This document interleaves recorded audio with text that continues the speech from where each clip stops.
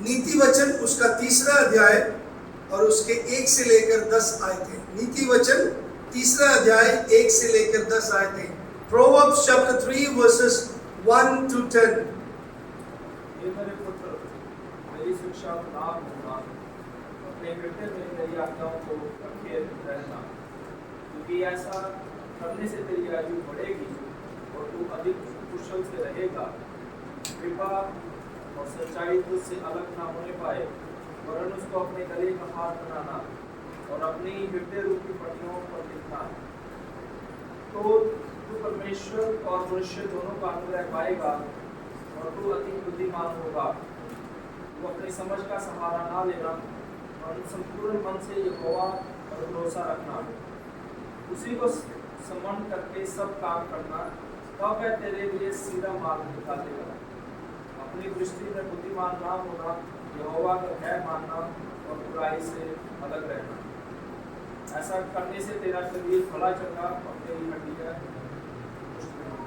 आमीन। परमेश्वर के वचन के पढ़े और सुने जाने पर आशीष हो। हम प्रभु के सन्मुख अपने सिरों को झुकाएंगे। परमेश्वर खुदावन, अब हमसे बात करें। प्रभु जी, हमें हष्ट पुष्ट रखने का आपका वायदा है और इस वायदे के लिए हम आपका धन्यवाद करते हैं। प्रभु जी, इस वचन से हमसे बात करें। पवित्र आत्मा की सहायता चाहते हैं यीशु के नाम से।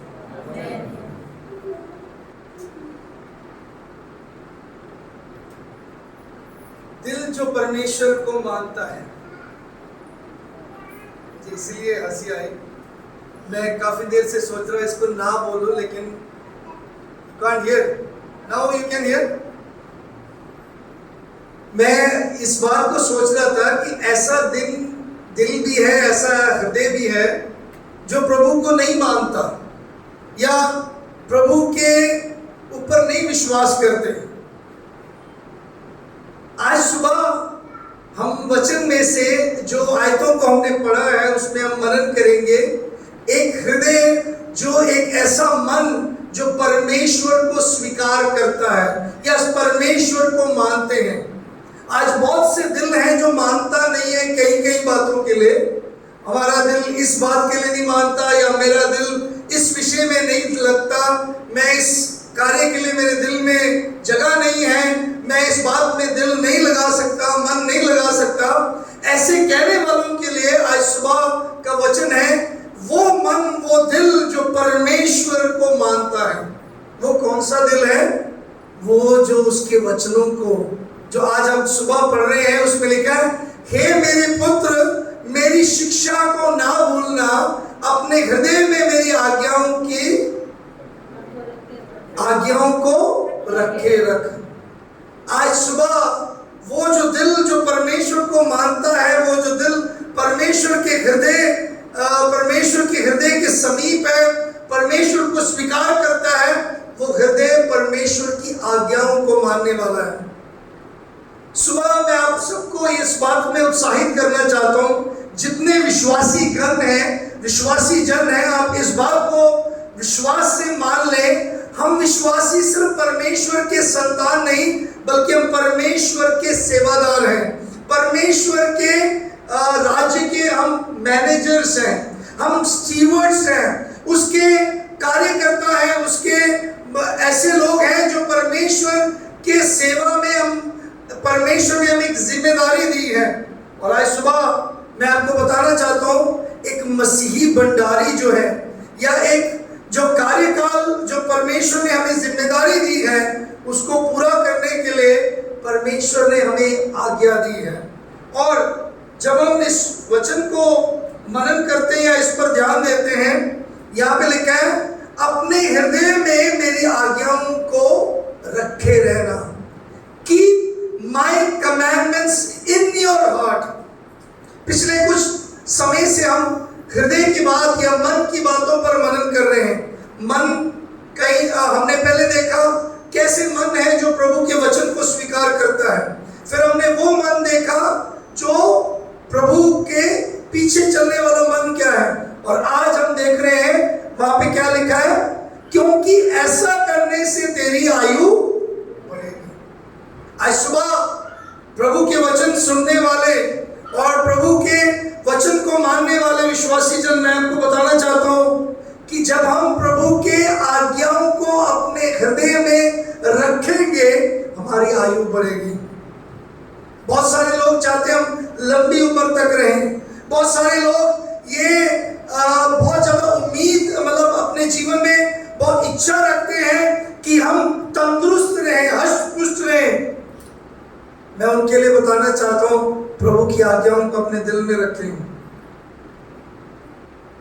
एक बात बताते हुए आगे बढ़ना चाहता हूं। मसीही भंडारी में या मसीही विश्वासी जो उसके सेवा में है, उसको जरूरी है कि वह परमेश्वर है करके वो विश्वास करे।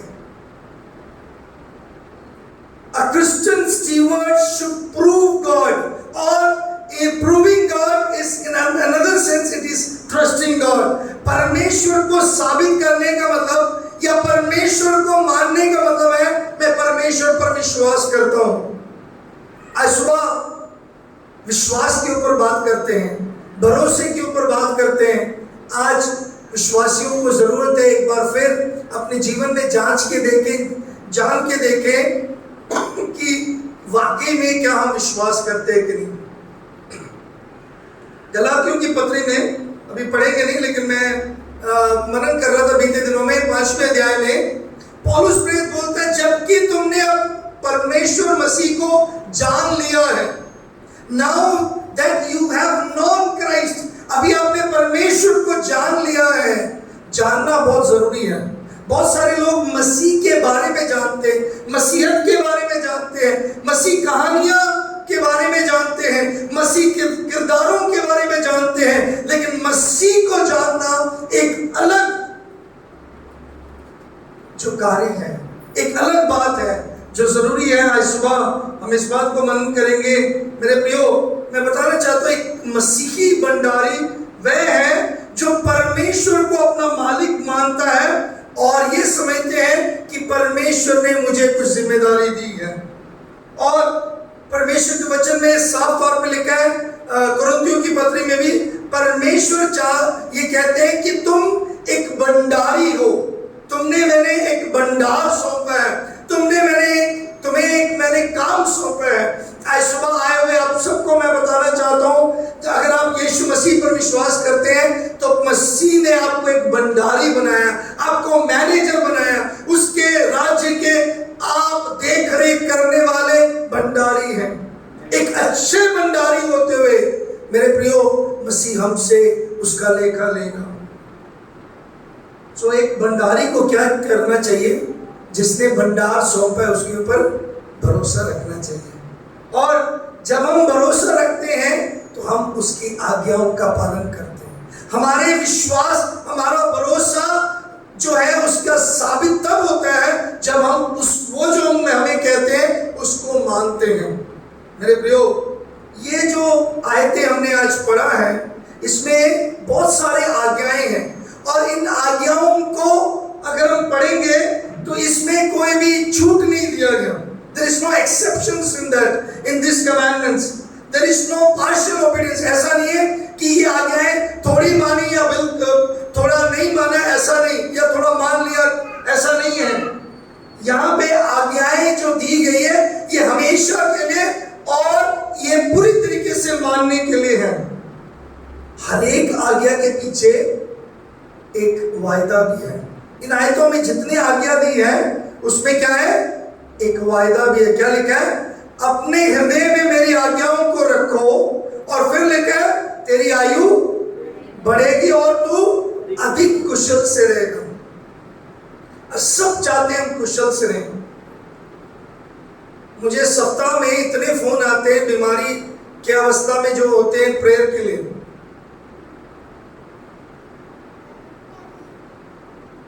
और बहुत सारे लोग बस कुशल होना चाहते हैं, चंगाई पाना चाहते हैं और स्वस्थ रहना चाहते हैं, लेकिन प्रभु की आज्ञाओं को नहीं मानना चाहते, प्रभु की आज्ञाओं का पालन नहीं करते, आज्ञाओं का उल्लंघन बार बार करते हैं। फिर चाहते हैं हम बस स्वस्थ रहें, कुशल रहें। बाइबल में साफ साफ बताया गया अगर आप कुशल रहना चाहते हैं, अगर आप शांति में रहें, अगर आप चाहते हैं कि आपके जीवन में आप बिल्कुल आप परेशानियों में शांत रहना चाहते हो, तो मेरे प्रियो प्रभु के वचन के आज्ञाओं का पालन करना जरूरी है। आज मैं यहाँ पे इस बात से सवाल से शुरुआत करना चाहता हूँ। पहली बात हमने यहाँ से शुरू किया था कि वाकई में क्या मेरा हृदय प्रभु को मानता है कि नहीं? Does my heart really trust the Lord? क्या मेरे हृदय से मैं परमेश्वर पर विश्वास करता हूँ? उसको दूसरे शब्दों में ऐसे कैसे हम जान सकते हैं? How do we know that we are truly trusting God? क्या हम वाकई में परमेश्वर पर विश्वास करते हैं कि नहीं? 5वीं आयत को पढ़ेंगे। तू अपनी समझ का सहारा ना लेना, वरन संपूर्ण मन से यहोवा पर भरोसा रखना। पहली बात जरूरी है, अगर हम परमेश्वर पर विश्वास करते हैं, इस बात से साबित होता है या इस कार्य से साबित होता है, अगर हम उस पर भरोसा रखते हैं संपूर्ण हृदय से, तो हम उसको जानते हैं। तो वो हृदय परमेश्वर को मानता है। आज बहुत सारे लोग हैं जो परमेश्वर को मानते हैं करके बोलते हैं, लेकिन वाकई में क्या वो परमेश्वर को जानते हैं कि नहीं? और वो कैसे जानते हैं? अगर वो उस पर भरोसा रखते हैं। पहली बात, उसके व्यक्तित्व पर भरोसा रखना जरूरी है। Proving his personality, his person. व्यक्तित्व क्या है? मुझे व्यक्तिगत रूप में उसको जानना है। व्यक्तिगत रूप में जानने का मतलब क्या है? पहले यूहन्ना 5:13 में क्या लिखा है? ये बातें मैंने इसलिए तुम्हें लिखा है ताकि तुम पुत्र यीशु मसीह पर विश्वास करो और ये जान लो कि जिसने पुत्र यीशु मसीह पर विश्वास किया उसके पास अनंत जीवन है। यूहन्ना की पहली पत्री और उसके 5वें अध्याय 13 आयत में लिखा है, अगर आप उद्धार नहीं पाया, अगर आपने अनंत जीवन नहीं पाया, अगर आपने यीशु मसीह से माफी नहीं प्राप्त किया, अगर आप बचाए नहीं गए, मैं बताना चाहता हूं आज सुबह आपको यह वचन बेकार लगेगा, आपको बोरिंग लगेगा, आपको नींद आएगी, आपको समझ नहीं आएगा, क्योंकि आपने प्रभु को ग्रहण नहीं किया, आपने यीशु मसीह पर विश्वास नहीं किया, आपके जीवन में परिवर्तन नहीं आया, आपके जीवन में मसीह यीशु नहीं आए, आपके जीवन में आपने संसारिकता छोड़कर प्रभु के पीछे नहीं चले, इसलिए आपको यह वचन समझ नहीं आएगा। तो समझ उसी को आएगा जिसने उसको व्यक्तिगत रूप से जाना है। आज सुबह मैं ये नहीं सवाल कर रहा कि आप कितनी देर से चर्च जा रहे हो या कितने बड़े चर्च में जाते हो या आपका मसीही पिछोकड़ क्या है, आपका नाम क्या है, ये नहीं मैं पूछ रही, या मसीह में आपका ज्ञान कितनी डिग्री आपने हासिल कर लिया, या मसीह के लिए आपने क्या किया। मैं ये पूछना चाहता हूं कि आप मसीह को व्यक्तिगत रूप में जानते हैं कि नहीं? आपको विश्वास है कि मसीह मेरा मुक्तिदाता है, आपको विश्वास है वो मेरा परमेश्वर है, वो मेरे संग चलता है, वो उसको मैं पुकारता हूं, वो मेरी सुनता है। मेरा कहने का मतलब, are you knowing that he is real? क्या आप मानते हैं कि वास्तव में वो सच्चा है? कई लोगों को मनगढ़ंत लगता है, कई लोगों को ऐसी अजीब लगता है कुछ बातें। मैं जब प्रभु यीशु मसीह के पीछे चलने लगा, सो धार्मिकता को छोड़कर रियलिटी में चलने लगा। दिन प्रतिदिन हर कार्य में उस पर भरोसा रखना, हर बात में उसके ऊपर निर्भर होना, यह है उसको जानना व्यक्तिगत रूप में। ना सिर्फ ये बात कि हम उसको व्यक्तिगत रूप में जानना, बल्कि उसको संपूर्ण हृदय से, यहाँ पे 5वें में लिखा है, तो अपनी समझ का सहारा ना लेना, परंतु संपूर्ण मन से यहोवा पर भरोसा रखना। संपूर्ण मन का मतलब क्या है? नीति वचन में 28 अध्याय उसकी 26 आयत में इस प्रकार वचन लिखा है, नीति वचन 28 उसकी 26 आयत में, जो अपने ऊपर भरोसा रखता है, जो अपने हृदय पर भरोसा रखता है, वो क्या है? क्या लिखा है वहां पे? मूर्ख है वो। और फिर आगे क्या लिखा है? और जो बुद्धि से चलता है वह बचता है। जो अपने मन के ऊपर भरोसा रखता है, मतलब अपने ऊपर भरोसा भरोसा नहीं। मेरे प्रियो, आज बहुत सारे लोग हैं जो अपने ऊपर भरोसा रखते हैं, अपने चलाई पर चलते हैं। सुनना सबकी, लेकिन मैंने करना अपनी है, मेरी मर्जी।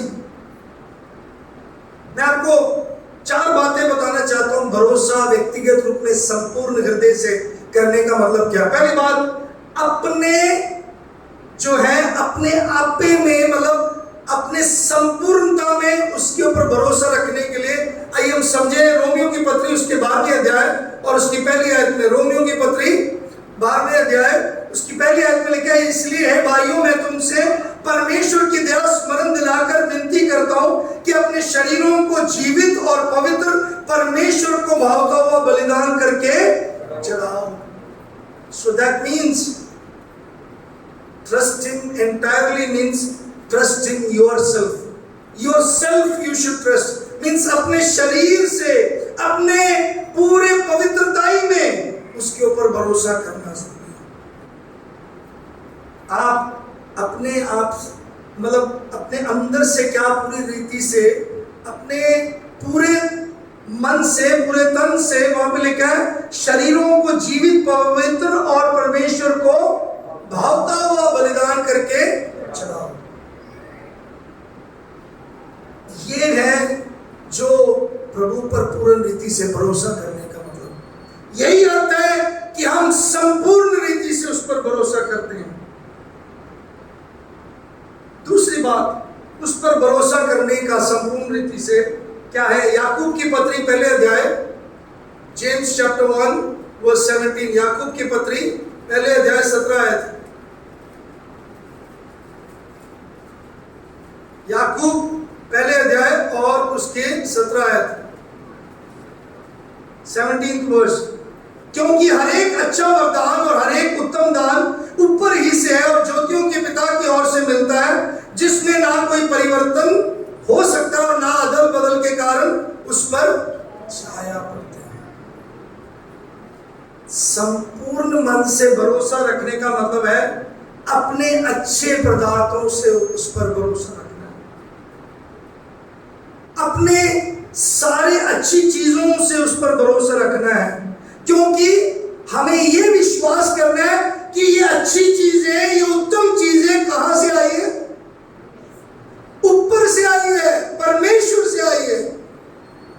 आज बहुत सारे लोग परमेश्वर से नहीं है करके मानते अपने जीवन में, कहते तो नहीं है, लेकिन उनके कामकाज ऐसे दिखाई देते हैं, उनके रवैया ऐसे दिखाई देता है, उनका बर्ताव ऐसे दिखाई देता है, उनके एटीट्यूड, उनका जितना भी उनके एक्शंस में दिखता है, ये तो मेरी कमाई है,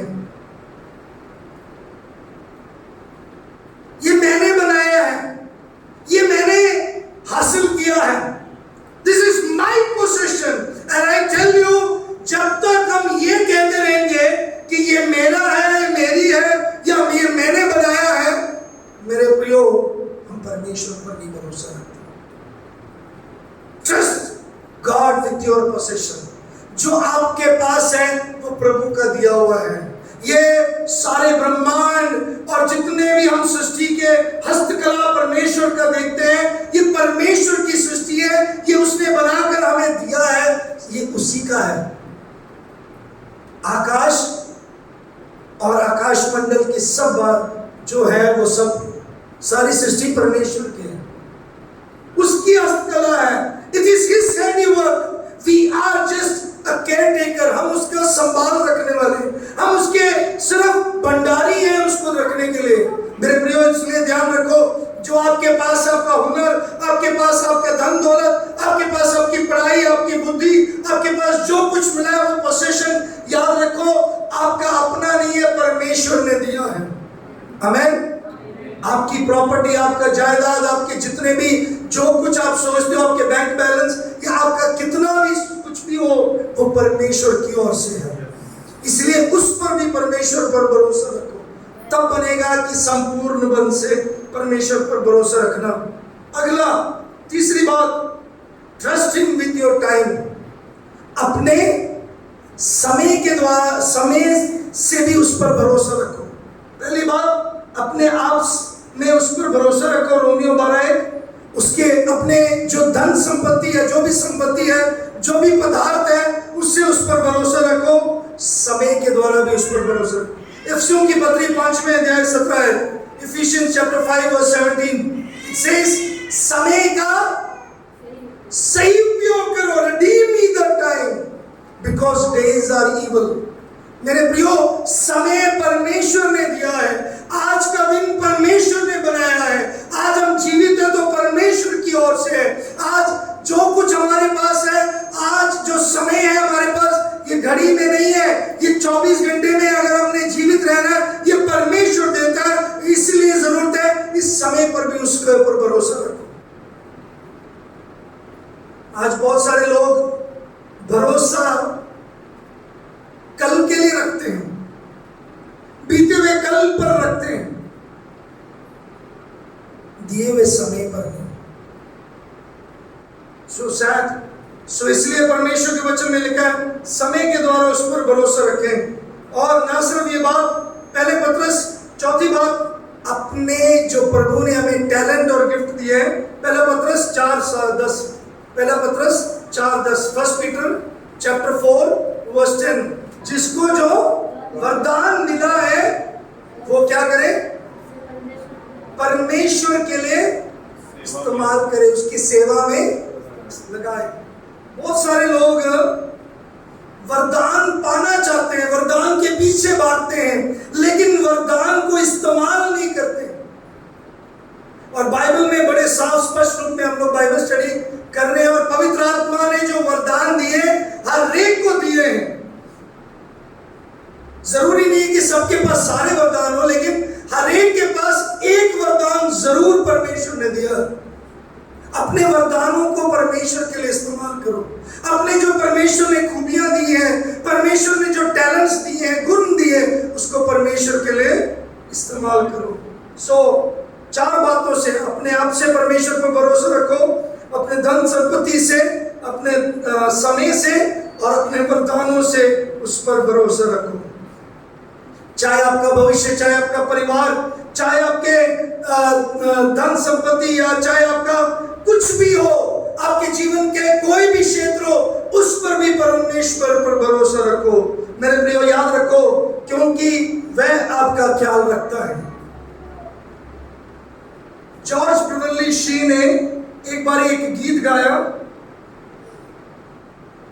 और वो गीत अंग्रेजी में थोड़ा ग्रामेटिकली ठीक नहीं है। इस तरीके से वो गीत के बोल, गॉड्स ग्रिप्स डोंट स्लिप, उसका ग्रामर ठीक नहीं है, लेकिन जो उन्होंने बोल बोले ना, वो इतना मशहूर हुआ, या इतना मतलब बढ़िया है।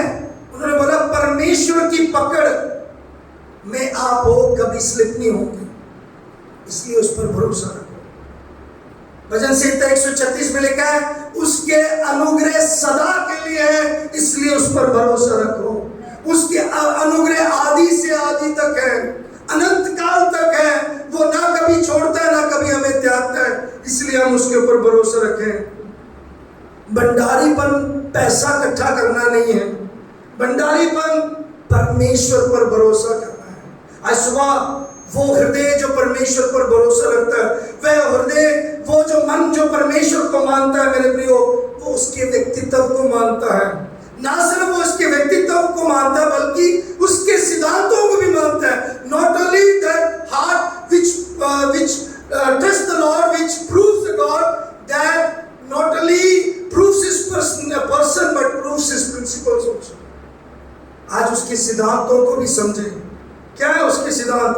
6 से 8 आयतों में नीति वचन 3 अध्याय में वापस आएंगे, और उसके 6 से 8 आयतों में वहां पे क्या लिखा है? उसी को स्मरण करके सब काम करना, तब वह तेरे लिए सीधा मार्ग निकालेगा। अपनी दृष्टि में बुद्धिमान न होना, यहोवा का भय मानना और बुराई से अलग रहना। ऐसा करने से तेरा शरीर भला चंगा और तेरी हड्डियां पुष्ट रहेंगी। आमीन। प्रभु के जो प्रिंसिपल है, सिद्धांत क्या है? पहली बात, हर एक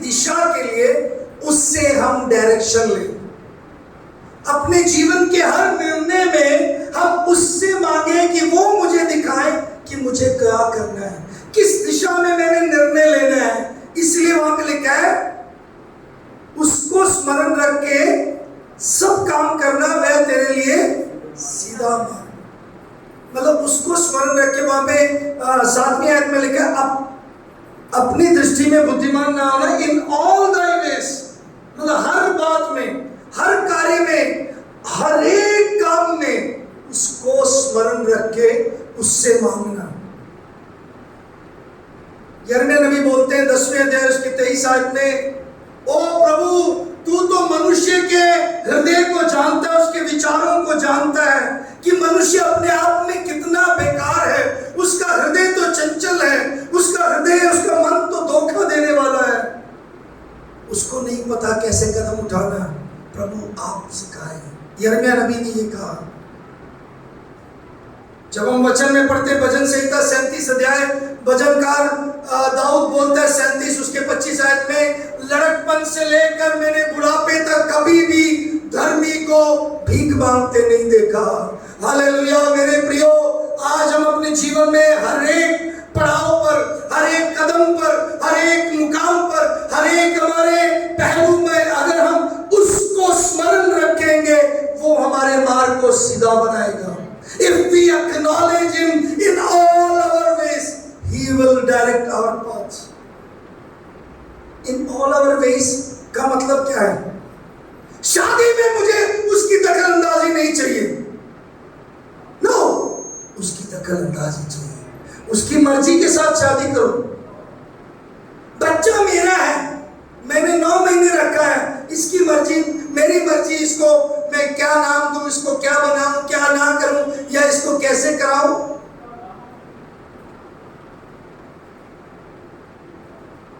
हर एक बात में, हर बात में उसको उस पर।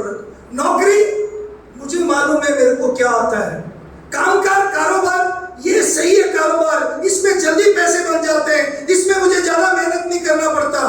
अरे ये बढ़िया, प्रभु को क्या पता, इसके द्वारा भी मैं प्रभु के दान में दे दूंगा। नो, ऐसा नहीं। हर एक बात में, हर बात में उसको स्मरण रखना है, उसको जो स्वीकार है, उसको जो पसंद है वो करना है। इसका मतलब है क्या? मतलब है जो उसको पसंद है वही करना है। वहां पे लिखा है 6वीं आयत में, उसी को स्मरण रख के सब काम करना। मुझे बड़ा अच्छा लगता है कुरिन्थियों में से वो आयत जिसमें हम पढ़ते हैं, क्या है? यदि हम खाएं और, हाँ जी, क्यों झिझक रहे बोलने के लिए? यदि हम खाएं पिए कुछ भी करें, परमेश्वर की महिमा के लिए करें। Whether we eat or drink, do it all for the glory of the Lord. आज हम कुछ भी करते हैं, याद रखना, उसको भरोसा रखते हैं, उस अनुसार करना है। आप क्या खा रहे हो, क्या पी रहे हो, क्या परमेश्वर की महिमा के लिए कर रहे हो? क्या आप अपने जीवन में ना सिर्फ खाना पीना कहाँ जा रहे हो, वो भी प्रभु की महिमा के लिए है कि नहीं?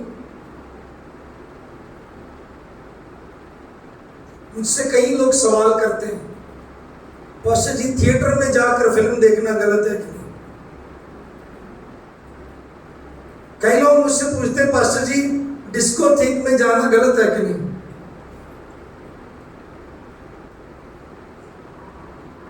वचन में मुझे जो नहीं बताया गया वो नहीं है, वचन में जिसका जिक्र नहीं है वो नहीं है। अब आप 3 घंटे कोई ऐसी मूवी जो आपको प्रभु की महिमा के लिए नहीं है तो करने जाओगे, वो गलत है। आप डिस्कोथेक में, आप डिस्को कर दुनियावी लोगों के साथ दुनिया कार्य करते में, उस मनोरंजन में आप अपने आप को मिला रहे हो, वो गलत है। बट आप अपने जीवन के हर एक क्षेत्र में क्या उसको महिमा देते हो कि नहीं? ये तो थोड़ा बड़ा कार्य शायद आपको लगता है। आपके जीवन में कई हिस्से हैं, कई ऐसे कार्य हैं जो आप कई बार सोचते नहीं हैं। पारिवारिक रूप में, चाहे वो व्यक्तिगत रूप में हो, चाहे किसी भी क्षेत्र या किसी भी भाग या किसी भी हिस्से की बात मैं बता रहा हूं, मैं आपको बताना चाहता हूं, इससे बढ़कर कुछ भी नहीं है। आपका स्टैंडर्ड विश्वास का ये प्रभु का वचन है। जो इसमें नहीं लिखा वो हमने करना नहीं, जिसके लिए इसमें मना किया वो हमने करना नहीं, वो मना है हमारे लिए। इन ऑल thy ways, अपने सारे काम में उसको स्मरण रख। सब काम का मतलब सब काम। उसके सिद्धांत ये है कि सब कामों में उसको स्मरण रखना, तभी मार्ग वो, ये उसका प्रिंसिपल है। कई बार हम अपनी मर्जी कर लेते हैं, तो जैसे कल परसों कोई बोल रहा था, प्रभु से कई लोग जिद कर लेते हैं, फिर प्रभु दे दे, मतलब होने दे देता है। वो देता नहीं, वो चलो इसको मिलता है तो मिलने दो, इसको कर रहा है तो करने दो, क्योंकि जिद कर रहा है।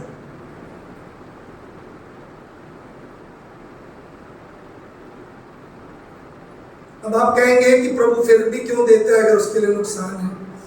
परमेश्वर के गुण के बारे में अगर आपको मालूम है तो वो फ्री विल देने वाला परमेश्वर है। हम इसके बारे में थोड़ा सा और आगे देखेंगे, लेकिन मैं आपको बताना चाहता हूं उसके सिद्धांतों में सबसे पहली बात, उसका निर्देश को स्मरण रखना बहुत जरूरी है। acknowledging him for direction is very important. Verse 6 to 7, हमेशा अपने जीवन में निर्देश के लिए उसको स्मरण रखना, चाहे वो शादी, चाहे वो नौकरी, चाहे घर परिवार चलाने का, चाहे वो कमाई का, चाहे वो सेवकाई का, चाहे वो आपके जीवन के किसी भी क्षेत्र हो, किसी भी कार्य हो, कोई भी हिस्सा हो। अगर परमेश्वर के वचन में लिखा है एक विश्वासी का अविश्वासी के साथ मेल नहीं है तो नहीं है।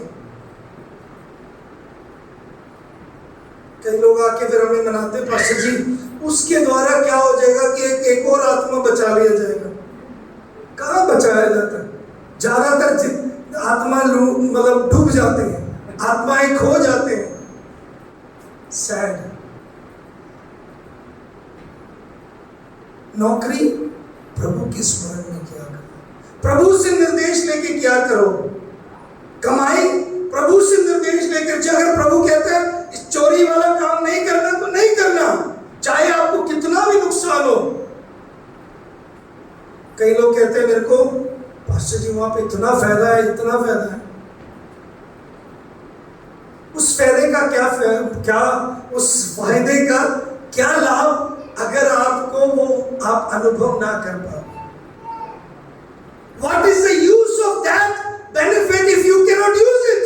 If you cannot enjoy it? अगर आप उसका आनंद नहीं उठा पाएंगे तो क्या लाभ? तो इसलिए स्मरण रखो। और उसके प्रिंसिपल्स में आगे जब हम देखते हैं, मेरे प्रियो, 8वीं आयत में लिखा है, क्या लिखा है? ऐसा करने से तेरा शरीर भला चंगा और तेरी हड्डियां पुष्ट रहेंगी। ये क्या करने से? हाँ जी, जो लिखा है उसको, उसके सिद्धांत को पूरा करने से। जो 7वीं आयत में क्या लिखा है? एक और बात 7वीं आयत में, अपनी दृष्टि में बुद्धिमान ना होना, यहोवा का भय मानना और बुराई से अलग रहना। ये एक और बात जरूरी है। उसका प्रिंसिपल क्या है? यहोवा का भय मानना। आज सबसे ज्यादा लोग मनुष्य का भय मानते हैं, आज इंसानों का भय मानते हैं, समाज का भय मानते हैं। समाज के नियमों का पालन करना बहुत जरूरी है, लेकिन समाज से डरकर अपने विश्वास से हटना वो एक ऐसा भयानक बात है जो आप अपने विश्वास में चूक जाते हो। प्रभु का भय रखो, क्योंकि उसी से बुद्धि का आरंभ है। प्रभु का भय ही आपके लिए आशीष लेकर आता है। प्रभु का आप भय है जो आपके जीवन में उससे उसके नजदीकी में आता है। लेकिन आज सुबह मैं आपको उत्साहित करना चाहता हूं, अगर आप भय नहीं रखते तो आपके पास मौका है, आप दोबारा अपने आप को समर्पित कर कर उसका भय रख सकते हो। उसके भय मानने से क्या मिलेगा? भले चंगे हष्ट पुष्ट रहेंगे। कई लोग पास्टरों के बड़ा भय मानते हैं, पादरियों की बहुत भय। पादरी साहब को देखकर, यहाँ पे नहीं बात मैंने केरला में देखा, अगर वो पादरी कोई अगर मान लीजिए बस में मिले या वैसे भी चलते फिरते मिले, अगर सामने से कोई भी, वहाँ क्रिश्चियंस बहुत है, तो वहाँ पे अगर उसने शराब पी हो तो वो दूर दूर से भागेगा, पादरी साहब गलती होगी, माफी होगी, गलती होगी, गलती होगी।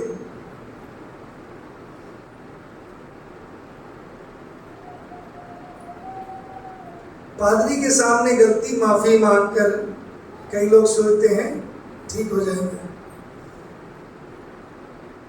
परमेश्वर जो हमेशा देखता है, परमेश्वर जो सब कुछ जानता है, आपने छुप कर किया, आपने खुलेआम किया, आपने क्या किया, वो सब वो जानता है, उससे कहां बच के जाओगे? उसका भय मानो, वो सब कुछ देखता है, सब कुछ जानता है। फियर हिम, फियर हिम, वो जरूरी है। क्या लिखा है वहां पे? यहोवा का भय मानना और बुराई से अलग रहना। जब हम उसका भय मानते, इसका मतलब हम बुराई नहीं करते, हम बुराई से अलग रहते हैं। हम परमेश्वर के प्रति इसलिए उसका भय मानते हैं क्योंकि परमेश्वर पसंद नहीं करता बुराई से। हम बुराई करते रहेंगे और कहेंगे परमेश्वर से भय मान लो, ऐसा नहीं है। सदूसी फरीसी ऐसे करते थे, दिखावे का भय, वो रीति रिवाज का भय। आज बहुत सारे जगह पर सिर्फ धार्मिक भय है। जब मंदिर में पहुंच के, चर्च में पहुंच के, कई लोग ऐसे ऐसे करते हैं, ये एक दिखावा है। आपका भय, और बहुत सारे लोग गाड़ियों में बैठकर जैसे कोई तीर्थ मतलब धार्मिक स्थल निकल गया तो बड़े भय आदर के साथ मतलब उसके प्रति ऐसी हाथ दिखाते हैं। What is this? ये भय नहीं है। भय का मतलब है आपने बुराई को छोड़ना है। आप झूठ बोल रहे हो तो झूठ बोलना नहीं है, सच बोलना है। आपने चोरी की है तो उसको चोरी नहीं करना, उसको छोड़ना है। आप किसी की चुगली कर रहे हैं, आप किसी की निंदा कर रहे हैं, वो काम छोड़ना है। अपनी बुराई से अलग रहना। याद रखें, जब हम उसका भय रखेंगे, बुराई से अलग रहेंगे, तो वो हमें भला चंगा हष्ट पुष्ट रखेंगे। हम भलाई में रहेंगे, उसकी भलाई को अनुभव करते रहेंगे। हालेलुया। हष्ट पुष्ट रहना चाहते हैं सुबह, सो उसके सिद्धांतों को भी मानो।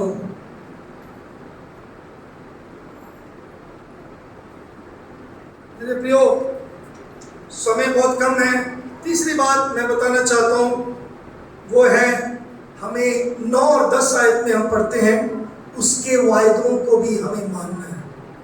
ना सिर्फ उसके व्यक्तित्व को, ना सिर्फ उसके सिद्धांतों को, बल्कि उसके वायदों को भी हमें मानना है।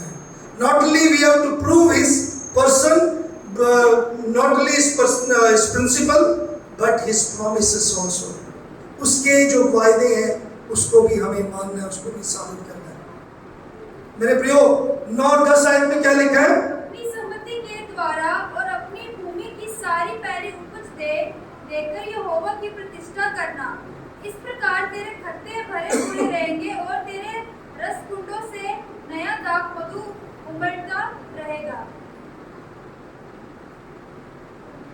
जरूरत क्या है? यहाँ पे क्या लिखा है? क्या प्रभु कह रहे हैं?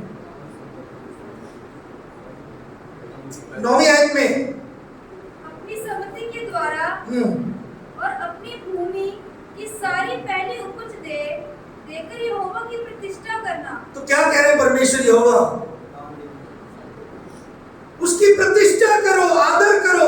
Honour the lord with the first fruits. उसको भीखनी चाहिए आपके। यहाँ कई लोग 10 रुपए फटे सिक्के डालते हैं। मुझे खजांची ने काफी बार बोला, या खजाने के जो सेवा करते हैं उन्होंने मुझे बहुत बड़े पास जी, आप लोगों को डांटते नहीं, गुस्सा नहीं करते, बोलते नहीं, आप उनको बताते नहीं, सिखाते नहीं। आप जब ऐसा करते हो ना, आप उसका अनादर करते हो। आप में से छोटे बच्चों को छोड़कर मैं किसी के कान पकड़कर ये नहीं समझा सकता कि यहाँ पे समय पे आना। मैं कान पकड़कर आपको डंडे से मार मार के ये नहीं बता सकता बाइबल पढ़ो, प्रार्थना करो।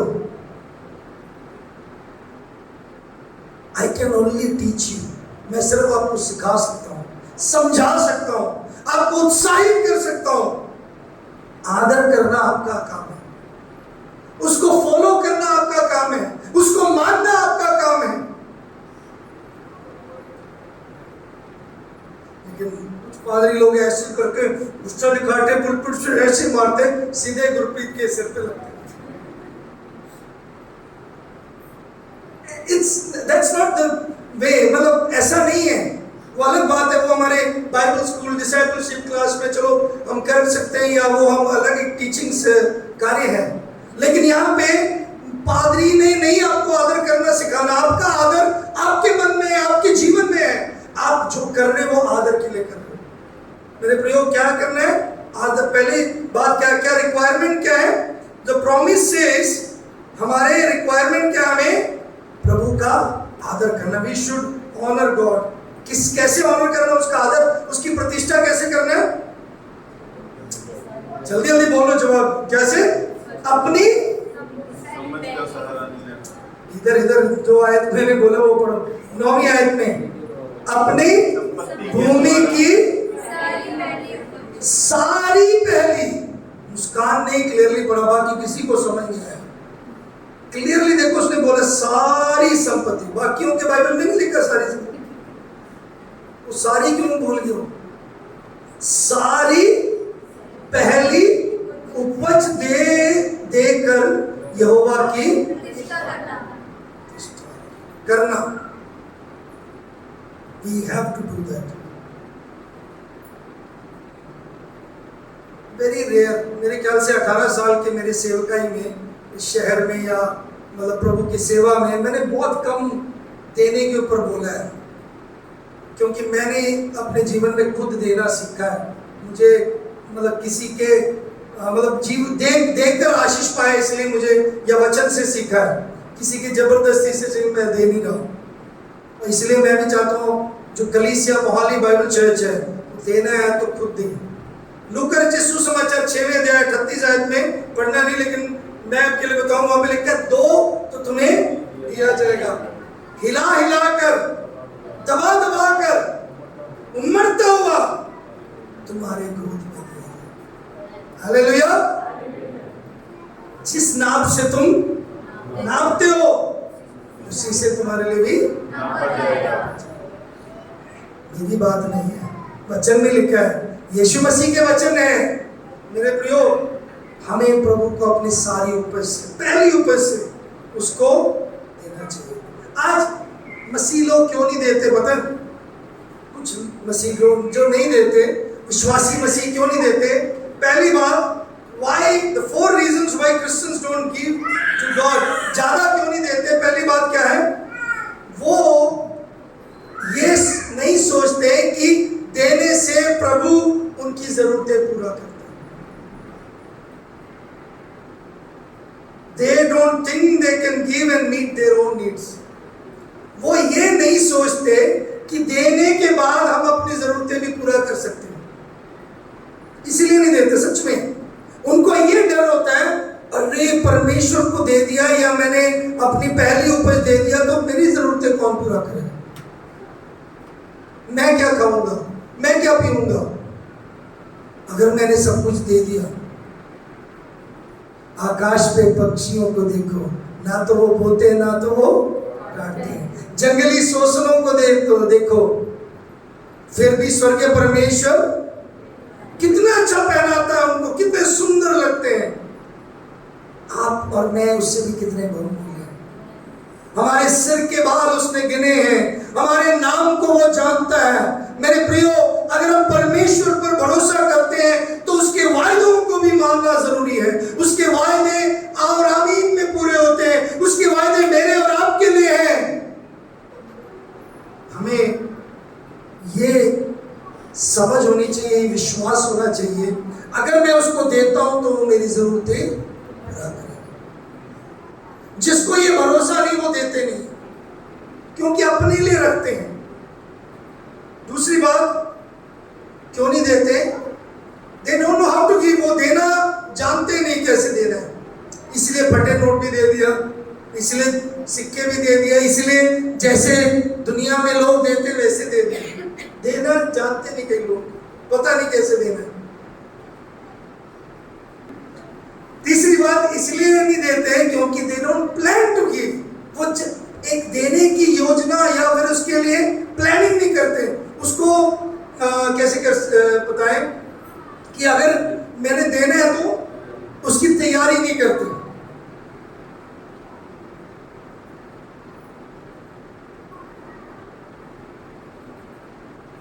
2020 में जब कोविड जब उठा या चल स्टार्ट हुआ, लॉकडाउन जब शुरू हुआ,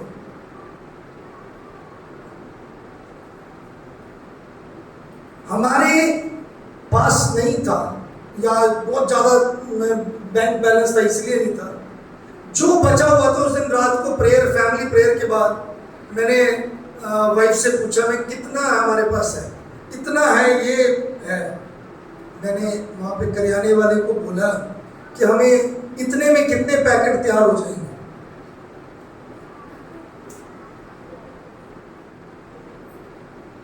20 पैकेट उस दिन तैयार हुए और वो 20 पैकेट से लेकर आज भी प्रभु मुझे राशन देने के लिए हमेशा पर्याप्त प्रोवाइड करते हैं।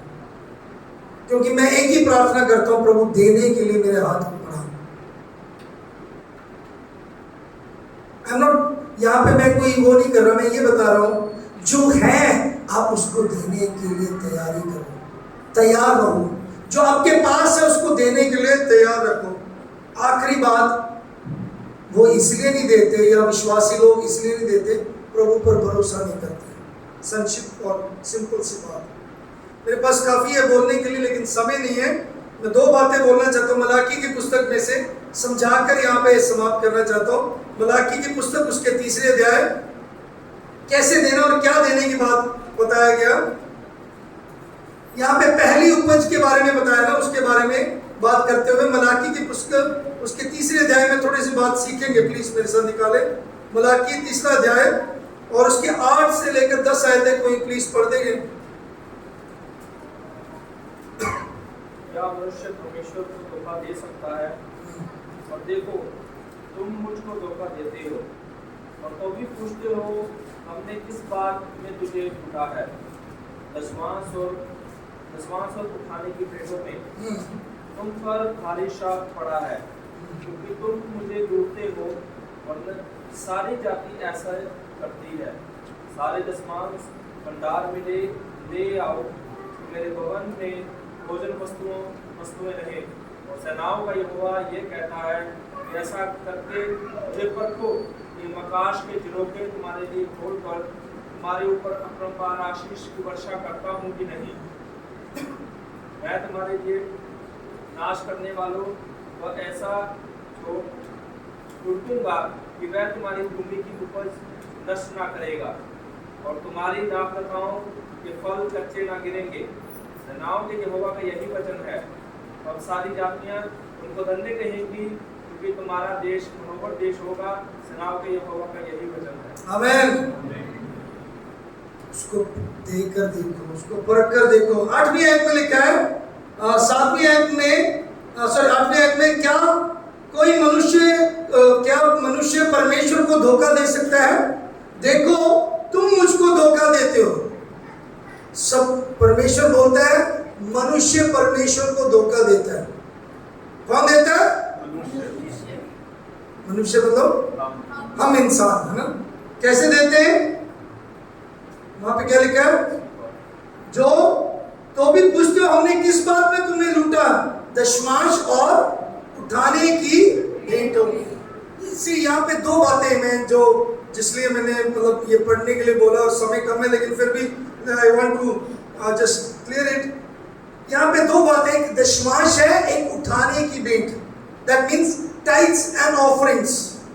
Tight belong to the lord. दशमांश जो है वो परमेश्वर का है, उठाने की भेंट हमारी ओर से ऑफरिंग है। ठीक है। और बाइबल में इसका स्पष्टता हम नए नियम में देख सकते हैं। पहले कुरिन्थियों 16वें अध्याय 1 से 2, अभी समय नहीं है लेकिन आप बाद में पढ़ना, वहां पे देख सकते हैं कि सप्ताह के पहले दिन जब कलीसिया इकट्ठे हुए और जैसे उनको उन्नति हुई, जैसे उनको उनके जीवन में जैसे उनकी उन्नति या उनको आशीषें मिली, उन्होंने उसमें से भेंट उठाते हुए उसमें से दशमांश भी उठाया। और जो भेंट उठाना है ये फ्री विल ऑफरिंग है, या फिर इसको आज़ादी के साथ देना है, चाहे 10 रुपये, 100 रुपये, 200 या 5 रुपये या 500 रुपये दे रहे हैं, 1000 रुपये दे रहे हैं, ये फ्री है, क्योंकि ये प्रभु के अनुग्रह के द्वारा जो आपकी बढ़ोतरी हुई है उसमें से आप दे रहे हो। वो है भेंट उठाने की बात, देने की बात। दशमांश पक्का है, 10वां हिस्सा कमाई का 10वां हिस्सा पक्का है, वो परमेश्वर का है। और परमेश्वर का है तो इसका मतलब परमेश्वर के घर में, यहाँ पे क्या लिखा है, थोड़ा उसको ध्यान दीजिए, 10वीं आयत में लिखा है, सारे दशमांश भंडार में ले आओ कि भवन में भोजन वस्तु रहे। कई लोग इसको सिखाते कम ना हो जाए, ऐसा नहीं है, भोजन वस्तु है, कम कभी नहीं होता। भंडार मतलब क्या है?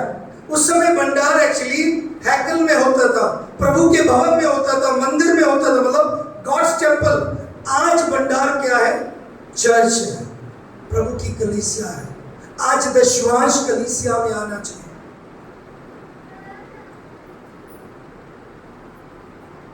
प्लेज नहीं मैंने बोला, मैंने 10 रुपए नहीं बोला या 100 रुपए नहीं बोला, या महीने का आपका एक किस्त बना हुआ है वो नहीं मैं बोल रहा हूं।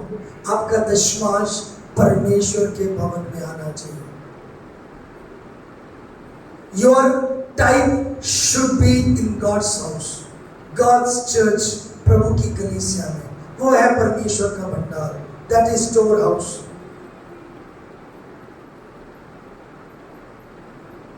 उससे बढ़कर देते हो वो आपका भेंट है मेरे प्रियो। तो इसलिए मैं उसमें ज्यादा नहीं, लेकिन दो आयतें ध्यान रखना। पहले कुरिन्थियों 16 1-2, दूसरे कुरिन्थियों 8 उसकी 7वीं आयत आप नोट कर सकते हो। इसके जो दूसरा कुरिन्थियों 8 का 7 है वो ऑफरिंग भेंट उठाने के बारे में है, और पहले कुरिन्थियों 16 1-2 वो कैसे नए नियम की कलीसिया कैसे दशमांश उठाते थे या देते थे वो उसके बारे में है। अब देना जो है वो अंदरूनी जो हमारे बढ़ोतरी का एक बाहरी प्रगटावा है। Giving is a outward expression of inward growth. मैं जितना प्रभु के नजदीकी में बढ़ता हूं, जितना मैं प्रभु के प्रति धन्यवादी हूं, जितना मैं प्रभु के प्रति मैं उसके प्यार को दिखाता हूं, उसके अनुग्रह को पाता हूं, उसकी आशीषों को पाता हूं, उसके साथ जितना जुड़ता हूं उतना मेरा बढ़ोतरी होता है। हालेलुया। कई लोग सोचते हैं कमाई जितना बढ़ता उसी से, लो, जितना प्रभु से नजदीक होते उतना ज्यादा आपके ऑफरिंग्स भी बढ़ता है। नीति वचन 11 का 24 से 25 कोई खड़े होकर पढ़े प्लीज। 11 का 24 से 25 नीति वचन 11 उसका 24 से 25। ऐसे हैं जो छितरा देते हैं तो भी उनकी बढ़ती ही होती है, और ऐसे भी हैं जो यथार्थ से कम देते हैं और इससे उनकी घटती ही जाती है। उदार प्राणी हष्ट पुष्ट हो जाता है, और जो दूसरों की खेती सींचता है उसकी भी सींची जाएगी। आमीन। ये वचन, ये वो जरों को खोलकर आशीष देने वाला यही वचन है जो हमने नीति वचन में 3रे अध्याय में जो परमेश्वर के वचन में हमने पढ़ा। क्या लिखा? मलाकी के पुस्तक में जो हमने पढ़ा कि क्या परमेश्वर को परख कर देखो, क्या वो जरों को क्यों स्वर्ग की खिड़कियों को खोलकर क्या वो आशीष ना देगा? मेरे प्रियो, ये वो वचन, वो आशीष है कि इतना भरपूर देगा कि हम दूसरों को दे सकते हैं। अंडरस्टैंड? आप जब दूसरों को देने लगते हैं, जब आप दूसरों की सेवा करते हैं, दूसरों की सुधि लेते हैं, दूसरों को आशीष देते हैं, वो है परमेश्वर आपको आशीष देने का मतलब है। आमीन। आप दूसरों को कितना आशीष देते हैं। ऐसे बहुत सारे विश्वासी हैं जो प्रभु को अपना भेंट या अपना दशमांश देने के लिए इतराते हुए अपने आशीषों को रोकते हैं, दूसरों को आशीष नहीं दे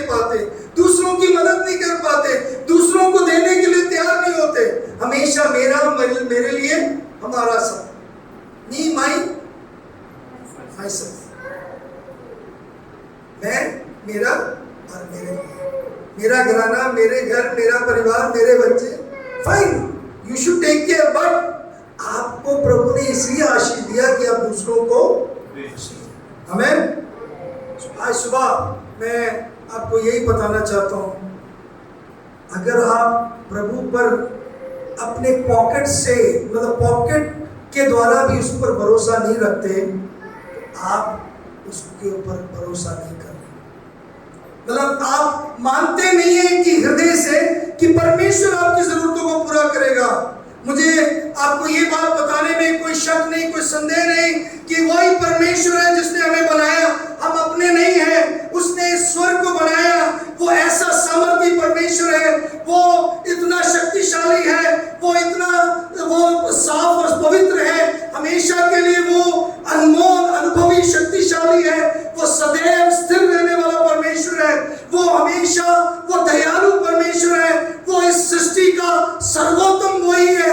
एक ही नाम है जो स्वर्ग के नीचे और आसमान के ऊपर दिया गया, जिसके द्वारा मनुष्य बचाया जाएगा। उस नाम के ऊपर विश्वास करने वाले विश्वासी ये याद रखे, उसको किसी की सहायता की जरूरत नहीं, वो कभी भी उलझन में नहीं होता, उसको हमारी मदद की जरूरत नहीं, वो बल्कि हमारा भरोसा, वो हमारे विश्वास को देखता जरूर है, लेकिन वो हमारी रक्षा करने के लिए तैयार है। वो कभी ना सोता है ना ऊँघता है, वो मेरे और आपकी रक्षा के लिए सदैव तैयार है। वो ना कभी हमें छोड़ता, ना कभी त्यागता है। वो प्रतापी परमेश्वर है, वो बेमिसाल परमेश्वर है, वो सर्वोत्तम, सर्वश्रेष्ठ है, उसके तुल्य, उसके जैसा कोई नहीं है। उसके ऊपर भरोसा रखो मेरे प्रियो, वो उच्चतम है। आज जितना भी इस पृथ्वी पर, आज जितने भी आलोचना किया जाए, उस आलोचना के ऊपर भी वो उठता है। जितने भी उसके बारे में निंदा की जाए, उससे भी बढ़कर वो सर्वश्रेष्ठ और सर्वज्ञानी है। मेरे प्रियो, मैं इसलिए ये सब उसके गुण बता रहा हूं क्योंकि आप उसके ऊपर भरोसा रखें। वो अनादि अनंत काल का परमेश्वर है, कभी ना छोड़ने वाला, कभी ना त्यागने वाला परमेश्वर है। उसके महिमा के उस धन के अनुसार हमारे हर एक घटी को वो पूरा करने के लिए सक्षम और पर्याप्त है वो परमेश्वर। उसको किसी भी बात की आवश्यकता नहीं है, वो बल्कि हमारे हर एक घटी को वो पूरा करने वाला परमेश्वर है। वो आपकी जरूरतों को पूरा करेगा। उसी समय वो एक कमजोर को बल देता है। वो हमारे परीक्षाओं में हमारे संग रहने वाला परमेश्वर है। वो हमारे लिए तरस करने वाला परमेश्वर है, हमारी रक्षा करने वाला परमेश्वर है, हमारे अगुवाई देने वाला परमेश्वर है, हमारी बीमारियों में हमें चंगा करने वाला परमेश्वर है। वो परमेश्वर है जो हमें बल देता है। वो परमेश्वर है जो अपने कर्जदारों को भी माफ करता है। वो परमेश्वर है जो छुड़ाता है। वो परमेश्वर है जो अपने लोगों को बचाता है। वो परमेश्र है जो जवानों को आशीष देता है। वो बजाय कितने भी उम्र के हैं, वो हमें सक्षम से बढ़ाता है। वो सुंदर परमेश्वर, वो महिमामय परमेश्वर आज आपके लिए वो तैयार है। उसके ऊपर भरोसा रखें, उसके पीछे चलें। इतना खूबसूरत, कितना भी बोलो, कितने भी मैं सोचूं, मेरा गला थक जाएगा, मेरे गला सूख जाएगा, मैं उसका गुण नहीं कर पाता। इतना गुण वादक है वो, इतना वो मल्टीपल उसके एट्रीब्यूट्स हैं, उसके गुण इतने हैं, मेरे लिए वो पूरा मैं नहीं कर पाऊंगा। उस पर भरोसा रखें। आप दिल से उस पर भरोसा रखें, उसके व्यक्तित्व को मानते हुए कि वो क्षमा करने वाला परमेश्वर। जो कोई भी पापी आता है उसको वो क्षमा करता है, पाप से वो उन्हें छुड़ाता है, छुटकारा देता है, उनके बंधन से उन्हें छुड़ाता है। वो व्यक्तिगत परमेश्वर है। वो परमेश्वर जो हमें अगुवाई देता है, जो हमें गाइड करता है, हमें लीड करता है। मेरे प्रियो, वो कॉन्करर्स का वो कैप्चरर है, वो हीरों का वो प्रधान है, वो लेजिस्लेटर्स का लीडर है, वो ओवरकमर का ओवरसियर है, वो जनाधिपति का वो सर्वश्रेष्ठ, वो शिरोमणि है, उसके तुल्य कोई भी नहीं है। वो राजाओं का राजा, वो शांति का राजकुमार, वो प्रभुओं का प्रभु है, उसके जैसा कोई भी नहीं है। उसके ऊपर भरोसा रखें, उसके जो भविष्य के वायदे हैं वो पक्के हैं। उसके जीवन का तुल्य कोई नहीं कर सकता। उसकी भलाई की कोई सीमा नहीं है, उसकी दया का कोई अंत नहीं है। उसकी दया हमारे लिए पर्याप्त है। वो हमेशा के लिए राज करने वाला परमेश्वर है। उसका जो बेड़ा है वो हल्का है, उसका जुआ जो हमारे लिए वो उसने जो उठाया वो हमारे लिए वो जो हल्का कर चुका है। मेरे प्रियो, उसके वर्णन करने से वो बाहर है। अतुल्य परमेश्वर है वो मेरा परमेश्वर है जिसके बोलने से मैं इतना ज्यादा मैं हर्ष हो जाता हूँ, इतना ज्यादा मैं एक्साइटेड हो जाता हूँ, इतना ज्यादा मैं पैशनेट हो जाता हूँ, जोश में आता हूँ, क्योंकि वो मेरा मुक्तिदाता है, वो मेरा प्रभु है, वो सृष्टिकर्ता परमेश्वर, वो अनादि परमेश्वर है। वो उसके ऊपर भरोसा रखें, उसको अपने समय के द्वारा अपने आप से उसके ऊपर भरोसा रखें, अपने शरीर के द्वारा, अपने टैलेंट वरदानों के द्वारा भी उसके ऊपर भरोसा रखें। आपका भरोसा आज सुबह कैसा है? क्या आपका दिल मानता है परमेश्वर को? मेरे प्रियो, आज सुबह जरूरत है हम उसको माने। वो अल्फा और ओमेगा है, आदि और अंत है। वही है जो सबका दाता है, वही है आनंद का परमेश्वर, वही है हर अंधकार को मिटाकर ज्योति का परमेश्वर, वही द्वार है, वही है जो संतुष्टि दे सकता है। उसके तुल्य कोई भी नहीं है। वो जीवन की रोटी, वो तृप्ति देने वाला परमेश्वर है। उसके ऊपर भरोसा रखें, उसके ऊपर भरोसा रखें। सबसे अद्भुत है वो, उसके तुल्य कोई भी नहीं है। मेरे प्रियो, क्या आप उसके ऊपर भरोसा रख सकते हैं? अगर अभी तक आपने उसके ऊपर नहीं भरोसा रखा, अभी तक आपने अपनी जिंदगी उसको नहीं दिया, या बैठे कोई भी जन, मैं चाहता हूँ आपको मैं इस बात से उत्साहित करना चाहता हूँ, अगर आज उसको नहीं स्वीकार करते, अगर आज आप उसको नहीं पाते, आपने अपने जीवन में बहुत बड़ा कुछ खो लिया। आज ये मौका है, आज वो समय है, आज वो उद्धार का दिन है, आज वो आपके जीवन की आशीष का दिन है, आज आपके छुटकारे का दिन है, आज आपके जीवन में उस बरकत को, उस आशीष को जो प्रभु देना चाहता है, वो दिन, वो घड़ी है। आप अपने आप को प्रभु के हाथों में दीजिए, उस पर भरोसा रखें, उस पर विश्वास करें, उसको अपना प्रभु मान लें, उसको अपना मुक्तिदाता मान लें, उसको अपना राजा बना ले, उसके पीछे चले। जीवन और बहुत आयत की जिंदगी पाएंगे। आइए हम अपने आंखों को बंद करें। आपका परमेश्वर के ऊपर भरोसा आप जानते हैं कैसे है? You know how is your trust upon the Lord? प्रभु के वचन में लिखा है, संपूर्ण मन से उस पर भरोसा रखें। Lean not on thine own understanding. अपनी समझ का सहारा मत लो, अपने तरीके से मत सोचो परमेश्वर को। अगम परमेश्वर,